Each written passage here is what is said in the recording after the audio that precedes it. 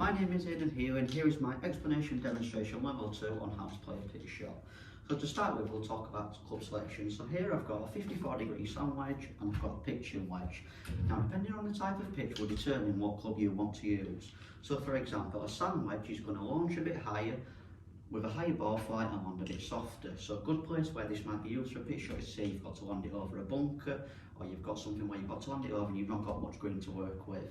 A pitching wedge on the other hand is going to launch a bit lower and it's going to release out a bit more of the green, so if you've got quite a lot of green to run it up, a pitching wedge will come in really handy.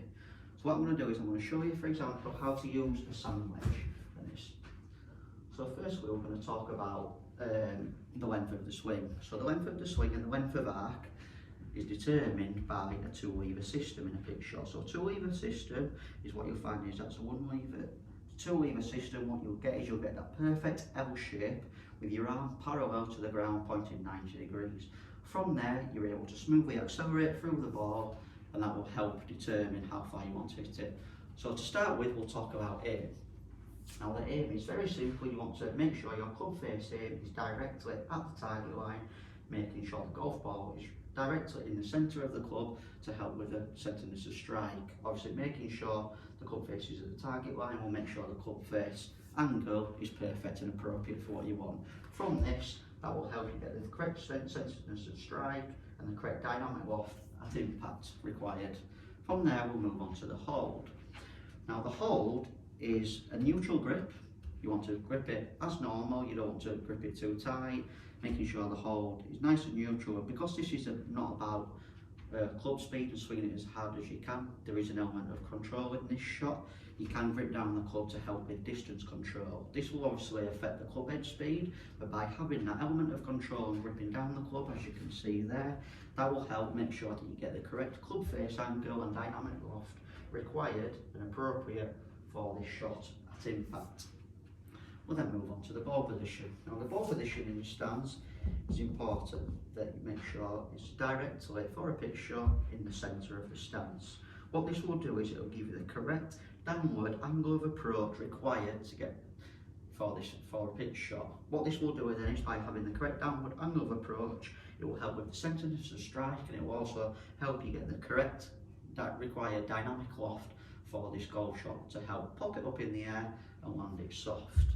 If you have the ball too far back in your stance, what you'll find is you'll get a steeper angle of approach and less dynamic loft, and if you have it too far forward in your stance, what you'll find is you'll get a shallow angle of attack and it will pop it up a bit high or too much dynamic loft.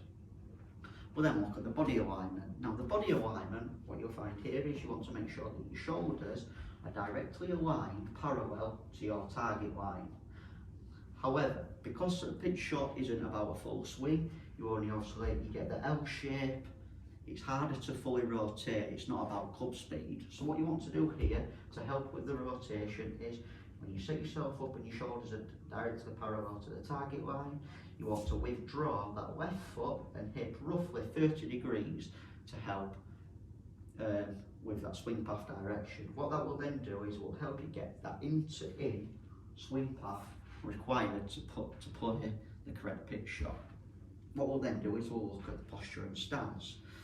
Now the posture and stance, what you want is you want a nice neutral posture. You don't want to be stood too slouched over where you could chunk it, or too tall and where you could potentially fin it, because that will affect the centreness of strike.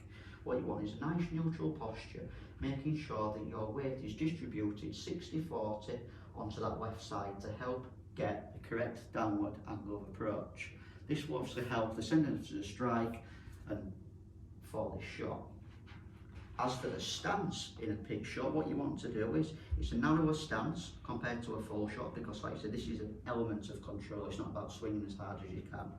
So a narrower stance will restrict your potential club head speed, but to determine the distance, the longer pitch you hit, the wider the stance will get, to eventually where it will be just short of shoulder width apart.